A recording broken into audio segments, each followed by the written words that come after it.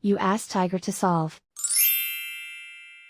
This deals with linear equations with one unknown. The final result is x equals 6. Let's solve it step by step. Simplify the expression. Expand the parentheses. Simplify the arithmetic.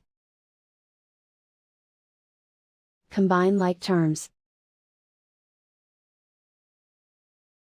Group all constants on the right side of the equation. Add 3 to both sides. Simplify the arithmetic.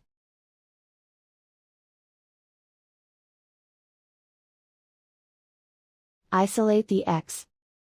Divide both sides by 5. Simplify the fraction.